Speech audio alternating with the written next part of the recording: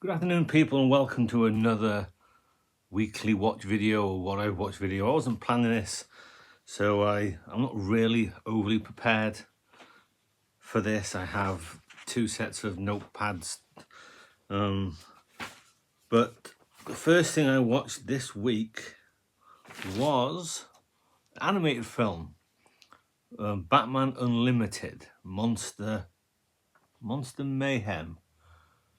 This has the Joker wants to take over the world with a computer virus, and you have Batman, Robin, Nightwing, Green Arrow, and the like trying to stop him. It's pretty, common comic book stuff, but this is one of them without Kevin Conroy and Mark Hamill, somebody else, who aren't bad, but they're not Kevin Conroy. So yeah, 2015, I enjoyed it. It's a bit of fun. 7 out of 10, bit of fun. Then this film, but not this edition. This is Apocalypse Now. This has a theatrical cut and the Redux version, but I watched on TV the final cut. I got no idea what's in and what's out, but a very good film, which I highly enjoy. Ironically, up until we get to Marlon Brando at the end, when I don't really care for a lot of that stuff, but the journey there, yeah, very good. What did I give that? An 8. Then a film called Mrs. Brown from 1997. Recently widowed Queen Victoria is in seclusion, has been for 2 years. All of her servants and the people that advise her call on Scottish servant John Brown, who was a servant of her late husband, to coax her out of seclusion. And he doesn't do protocol, because at one stage he calls the Queen woman, "Oi, woman," which I thought was great to watch. Billy Connolly, great to watch. Judi Dench was Queen Victoria, very good. Jeffrey Palmer and a young Gerard Butler.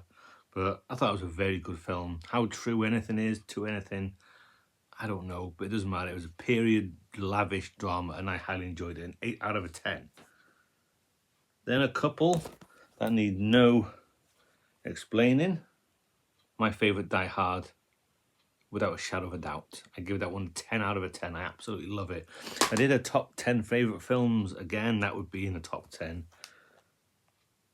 Captain America Civil War.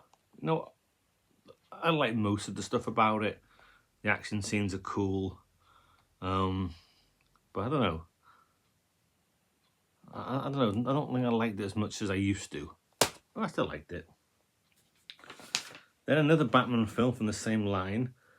Batman Mechs versus Mutants from the year after. Mr. Freeze and the Penguin. Mr. Freeze makes all of these monsters, Bane, Chemo, Killer Croc, I think it was, makes them all giant, and Oliver Queen and Bruce Wayne get in their mechanical suits and they go fight. And it's the same kind of stuff, but again, a 7. Fun little thing. Nothing too harmful. Then, haven't seen it for a long time, Oliver, a fantastic film, lavish, great acting, characters, songs, everything about it is top notch. The only thing I would say is a couple of the songs drag. Consider Yourself. Consider Yourself? One of Us. Goes on for a bit too long.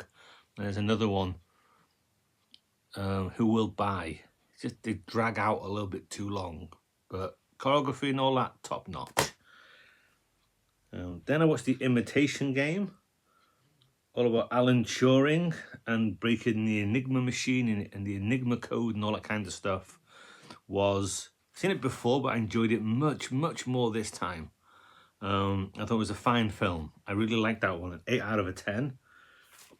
The Three Faces of Eve as Joanne Woodward. She won an Oscar for this. I looked at what else was up for Best Actress, and I thought, yeah, she deserved that.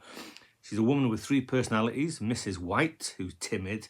Mrs. Black, who's way out there. Then later on in the film, another one comes along who she doesn't know her name or anything about herself. She calls herself Jane in the end. She flip-flops between Mrs. White and Mrs. Black quite often, and the music comes and she's turning. She elevates this film to be better than what it is. Much like I've said for years, Robin Williams elevates Jumanji to a higher plane than it would be without him. So 1957, Three Faces of Eve. I enjoyed that one. For the most part, I enjoyed that one. I think that's it. No, War Games. The War Games from 1966. I think it's called a pseudo-documentary, whatever the hell one of those is, depicting before, during, after a nuclear attack on Britain. Again, it's a 60s. I don't know how accurate any of the science is, but yeah, an interesting film. It was banned for years, but an interesting watch. Black and white, 45 minutes long. Interesting is the best way to put it. Horrifying as well would be another way to put it. And of course, they're talking about, you know, the kind of strength the bombs were, whereas now there's 50 times the strength of the bombs. And it's just like, if they could do that, what the fuck would what we got now do? But yeah, not a film you like or dislike, but interesting. And I think that is it. Yes, that is it for this week. Comments are welcome. Thank you for watching.